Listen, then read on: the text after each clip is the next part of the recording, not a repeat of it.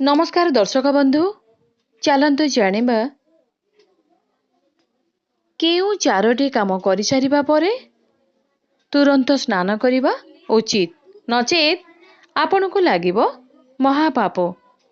आजिर अनुचिंता आमर प्राचीर ग्रंथरे एमिति किछि काम विषय रे कहा जाइछि जाहाकू बहुत अशुभ बोली मना जाय थाए।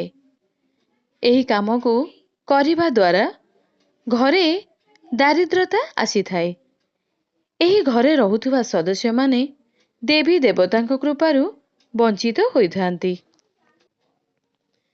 आचार्य चाणक्यंकर नीति रे एही चारोटी काम विषय रे कहा जाइछि जाहाकू करिबा परे मनुष्य स्नान करिबा आवश्यक होइथाए।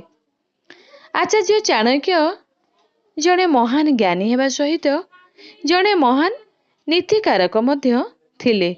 से तांकर नीति शास्त्र रे मानव समाज को उन्नतिर पथ देखाइबा निमंते अनेक महत्वपूर्ण विषय रे आलोचना करिसंती। आज आमे आपण मानकु चाणक्य कहिथिबा एमिति काम विषय रे कहिबाकू जाउछु जाहा करिबा परे स्नान करिबा निहाती आवश्यक होइथाए। एही सबु काम करिबा परे जेउ व्यक्ति स्नान करंती नाही सेही व्यक्तिंक उपरे अनेक समस्या आसी थाए एवं एमिति घरे माता लक्ष्मींकर बास होई न थाए। तेबे चलंतु जानिबा सेही सबु काम विषय रे। एक रे तेल मालिश करिबा परे चाणक्य नीति अनुसार मनुष्य को तेल मालिश करिबा आवश्यक। एहा द्वारा शरीर सुस्थ और निरोग रही थाए। तेल मालिश करिबा परे शरीर रे क्षुद्र क्षुद्र छिद्र झाल माध्यम रे बाहरी थाए। शरीर रे तेल मालिश करिबा परे शरीर रे रक्त संचालन प्रक्रिया तीव्र भाव रे होई थाए। एहा द्वारा शरीर रे छोट छोट छिद्र खोली जाए जहा द्वारा आम शरीर रु झाल बाहरी थाए। तेल मालिश करिबा परे एही छिद्र आम शरीरर अपरिष्कार जिनिष को बाहर करिथाए एवं गंध मध्य करिथाए। तेणु तेल मालिश करिबा परे स्नान करिबा आवश्यक।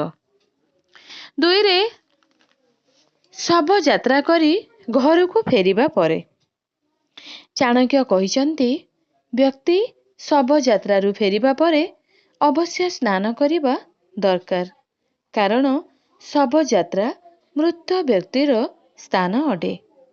कारण एही स्थान रे अनेक दूषित कारक रही थाए एवं श्मशानर वातावरण दूषित रही थाए। श्मशान अनेक स्थान रे कीटाणु रही थाए जहा शरीर रे मिसी थाए। जदि आपण शव यात्रा रु फेरिबा परे स्नान न करंती तेबे एही कीटाणु आम शरीर को क्षति करि पारे। तेणु श्मशान रु फेरिबा परे गाधोइबा उचित। तीन रे शारीरिक संबंध रखिबा परे चाणक्य कहिसंती कि जेबे भी कौनसी स्वामी और स्त्री शारीरिक संबंध रखंती ताहा परे स्नान करिनेबा आवश्यक। महिला और पुरुष संबंध रखिबा परे अपवित्र होई जांती। तेणु स्नान करिबा दरकार। एथि सहित बिना स्नान करी पुरुष बा महिला कौनसी पूजा पाठ करिबा अनुचित। चारि रे चुट्टी काटिबा परे चुट्टी काटिबा परे स्नान करिनेबा आवश्यक।